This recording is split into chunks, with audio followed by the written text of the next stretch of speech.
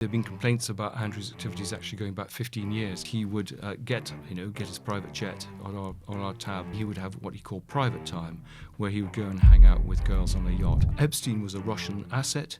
He targeted the royal family because they were very easy to penetrate, absolutely no oversight, and of course the easiest way into the British establishment. I've seen letters sent by the Metropolitan Police in December to policemen reminding them of their obligations of confidentiality, i.e. shut up. I think the King has a lot of questions to answer. Charles will have to fall on his sword. I think they need to be put on oath and explained. They need to answer some questions too. There's 100 times worse images and facts and accusations to come out about him that are still yet to come. Yes, I think there are. This has turned out into a big cover-up.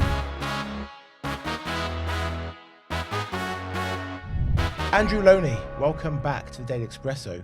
Not much has happened since the last interview. Yeah. Amazing. I mean, I could never have believed, the ramifications of the book. I think I kind of loosened the earth, but we then had, the press being much more emboldened. We had Virginia Giuffre's book. We had him losing his title. And then I think the real tipping point, these Epstein emails, which have really been the death knell of both him and Sarah Ferguson. Yeah, well, I think I've got an email from someone this week saying that since Andrew was arrested, sales of Entitled, the rise and fall of the House of York, have doubled.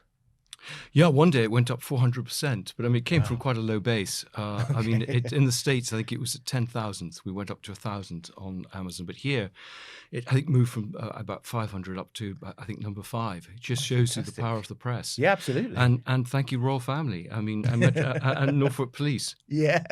Is it true Andrew asked the Met Police to protect Epstein's home at one point? Yes, I think the big question here is that the role of the police protection officers, they saw everything. They should have reported it to the head of the police protection unit, and that should have gone back to the monarch. I mean, there have been complaints about Andrew's activities actually going back 15 years. Problem, the man running that is a man called Peter Loughborough, who's the Earl of Roslin, who is now secretary to the King, very close to the King, the Queen's favourite policeman. And I fear that these things weren't perhaps done through the proper procedures. But Di Davis, a former head of Royal Security, has been adamant that clearly policemen should report any sense of criminality. We've got the Hillsborough Law, so there's been a huge lapse, I would say, of both judgment and security here. Yeah. The idea that we, the taxpayer, were protecting and acting as bouncers for Epstein's home is pretty outrageous. It is. And there's also an email that shows Charles was warned about Andrew and told the royal family's name was being abused by Andrew. Why didn't he act? Well, that's the big question. That was in 2019. But these stories about Andrew working with David Rowland, even David Rowland naming King Charles as one of his clients, go back to about 2010. And nothing was done. Time and time again, these scandals appeared in the press and the royal family turned a blind eye. And I thought it was very interesting. The BBC asked the Buckingham Palace a series of very legitimate questions about what the King knew, when he knew it, and what he did about it. And they refused to answer all 5 or 6 questions. I think the King has a lot of questions to answer. If he has been complicit in protecting Andrew, in perverting the course of justice, I would put his words back to him. Let the law take its own course. And if the monarch has to appear in his own court, so be it. So also, I read your Substack. You said that when the picture of Andrew and Virginia Giuffre was released, that the royal family basically threatened lawsuits and defamation against several journalists who are threatening to write about it. Yes, I mean, it's not actually when the picture appeared. When the picture appeared, Andrew tried to get PR companies to discredit Virginia Giuffre. He claimed publicly he didn't even remember her or know her, but actually he was working with Ghislaine behind the scenes. But this is the ABC television in the States. The presenter was a woman called Amy Robach, and they approached the palace before the story broke of Giuffre and Andrew with Epstein, saying that they wanted to do an interview and give a right of reply. And the palace threatened them, said, look, if you run this piece, then we will never again give you access to members of the royal family. And ABC, I think, to their shame, caved in. And we don't know how many other occasions news organizations gave in to the royal family for fear of losing access. Yeah. So they knew exactly what was going on. But we did certainly, you're absolutely right, every time journalists came to the palace with stories, they were first denied, there were then legal threats, and then the various strong-arm tactics were used to shut the story down. Let's just touch on that. the Royal Rota, this group of journalists who specialise in writing about the royals, they get to go on the nice fancy trips across the world with them. People are basically saying that the Royal Rota is essentially a propaganda machine for the royal family. Very rarely do they write anything negative about the royal family. It's always puff pieces about, oh, they're doing great work for mental health. Oh, they went to this remote village in Africa and they mingled with the locals. Absolutely. I think the Royal Roach had its day, and I think a lot of people feel very frustrated that they're not part of it. I mean, the foreign press, for example. But I think now so much is done through social media, citizen journalism, Substack, podcasts. That's where the really interesting stuff in many ways is being done in terms of, for example, reporting on the Epstein leaks, that its days are absolutely numbered. And I think, in the way the Independent refused to be part of the Royal Rota, I think other firms should do the same. And I think we would have a much more transparent system. I know, for example, that the Sun, who ran that headline the other day saying that Charles had contributed to the cost of this hush money, the palace then denied it. And when I talked to my sources and also to the Sun journalists involved, they all said that their sources backed up what they had written. So here was the palace lying about Charles's involvement in this. I think Charles is in a very difficult position. And frankly, if he is found to have basically covered up the criminal acts of his brother, then he needs to, shall we say, consider his position. Now, in terms of the cover-up as well, the Queen would have been aware. Some people would have gone to the Queen and said, Randy Andy's been at it again. And Yes. she always defended him. And Absolutely. yeah. Absolutely. I mean, we've had a story break this week about massages on the taxpayer's tab.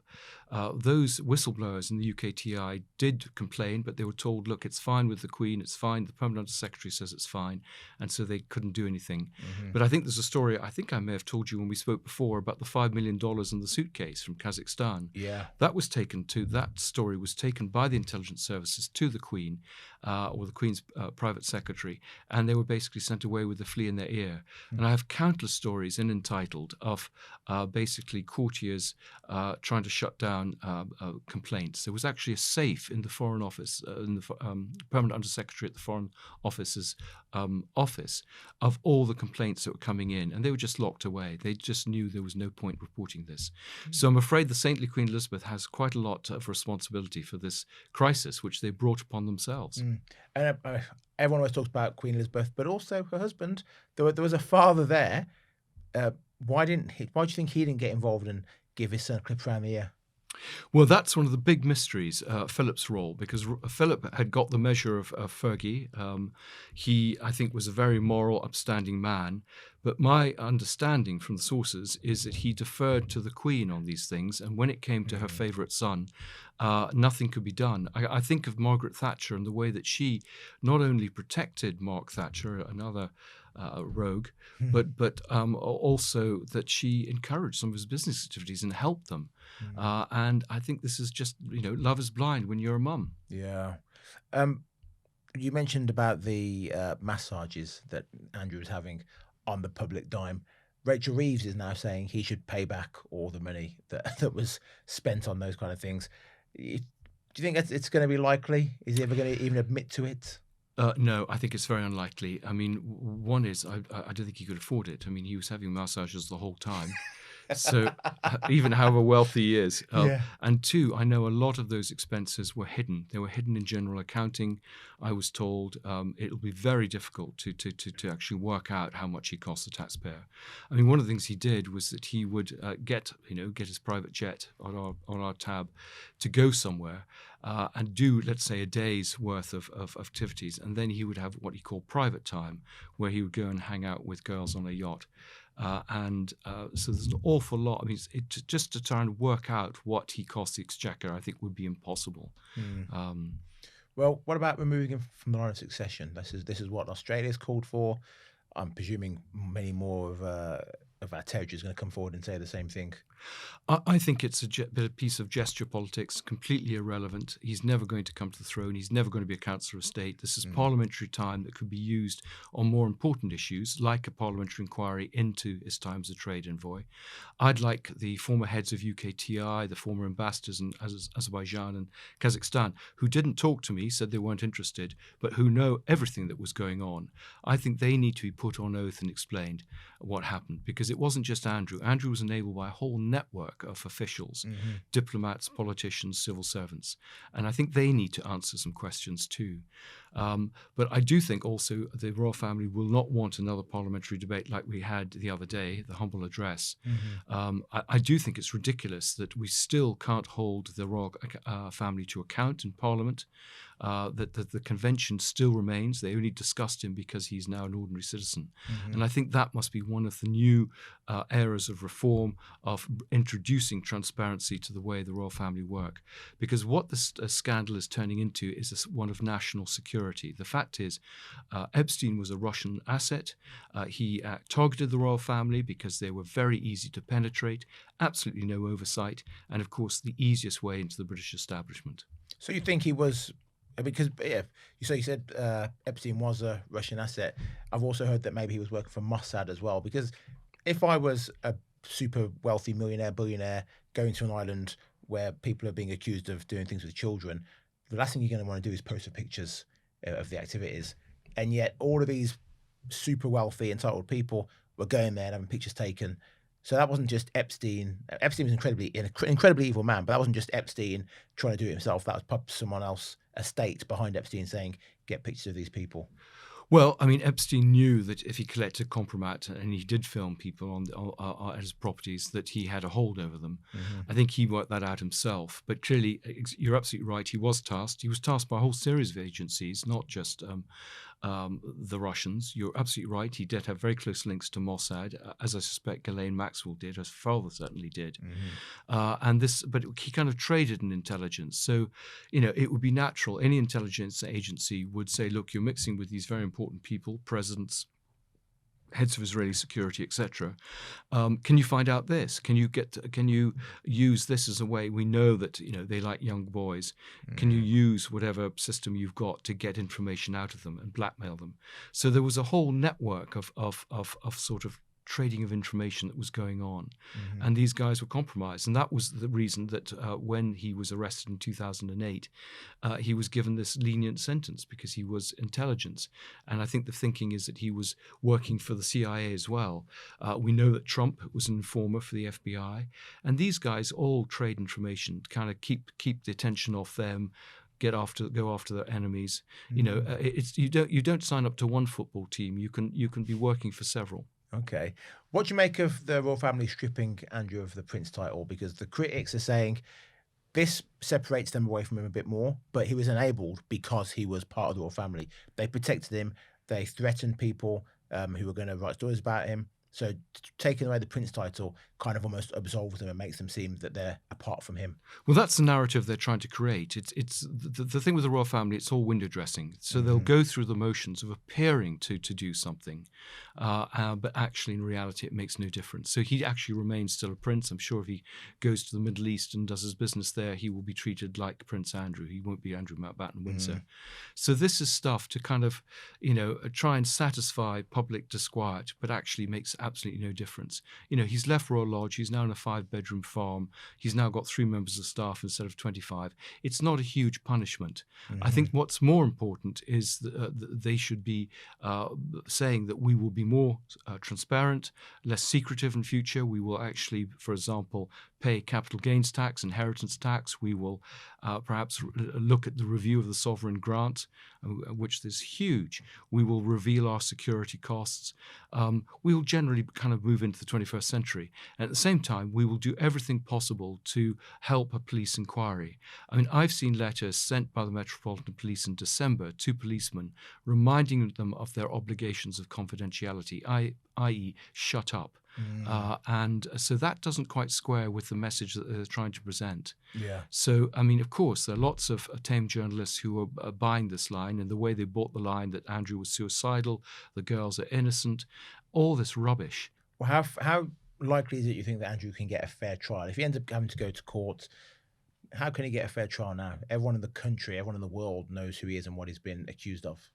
there are plenty of stories where there's been wide press coverage and people are still being brought to justice. I think the problem is that they will argue legal technicalities, so that he, for example, wasn't a public official. He was just a member of the royal family doing a public job. And I think also they're going to, this is a trip they often use, the police investigation will take so long, and meanwhile, of course, everything will be sub judice, so we don't want you reporting on it. And this thing will take years and years, and really being kicked into the long grass. Yeah. So that will be the way. They've kind of raised expectations by the Dawn raid. Now they've got to dampen them down, because I just don't think that he's going to be have a day in court. The last thing the royal family want is all their dirty linen washed in public. We saw this with the Burrell trial a few years ago. The Queen conveniently remembered that she'd allowed Burrell to keep Diana's underwear for safekeeping. And this is, I think, what's going to happen here. So you think, despite everything that's happened, despite Virginia Giuffre's book, her death, the Epstein file leak, him being arrested now, despite all of this, you don't think Andrew's going to get his day in court still? No, I don't think he will face justice. I mean, I think he's a flight risk. They didn't take his passport away. My sources tell me that he's so confident that he won't be charged, he doesn't think he needs to worry about disappearing. And we also have to think, where would he go? If he went to the Middle East and he went there against the wishes of the royal family, would any of the rulers take him in, given it would upset King Charles? Do we see him going to China? Yeah, possibly. He does lots of business there. He's very friendly with the Chinese ambassador. He knows the president. His former secretary works there. So that's, I think, a strong possibility. I don't think he's going to go to Rwanda, and I don't think he's going to go to join Assad in Moscow. Those two predictions I can give you. Okay. Let's talk about Sarah Ferguson for a moment. What is she up to these days, you know?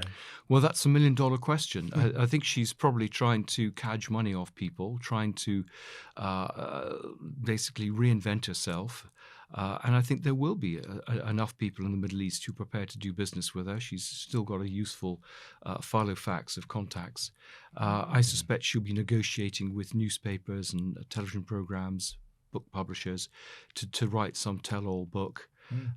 And, she's done it several times before. She's reinvented herself.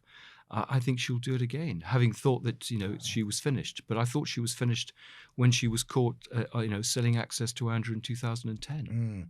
Do you think she should speak to the police? She's kind of secondary in this to Andrew. Well, I mean, she would have seen a lot. I mean, I think she should certainly talk to the Senate. I mean, she was a frequent visitor at Epstein's properties. I think she should have been asked to talk to the victims' lawyers. Everyone was focusing on Andrew, but she actually has more numbers in the Epstein Black Book than he does. She was staying there on a frequent basis long after she claimed to have stopped seeing him. I've got witnesses seeing her there in 2014, 3 years after she supposedly cut ties. So I think she could certainly be helpful to the inquiry, and I suspect there may even be a reason to charge her. Certainly from what I've seen of the way that she abused charities, the way that she abused the Companies Act, I think there is, and I would love HMRC to have a look at her tax returns. I think there's a very strong case for charges to be levelled against her as well. But isn't that the same problem we've got now with Ghislaine Maxwell, that the man who was really at fault, Epstein, gets jailed, then dies. Now the only person who's really in jail is Ghislaine Maxwell. Andrew's accused of many things, all of which he denies, of course.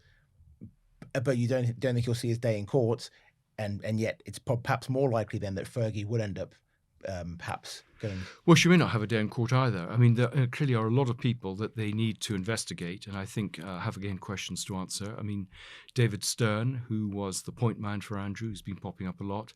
Amanda Thirsk, who was a secretary for 15 years and knows all the secrets.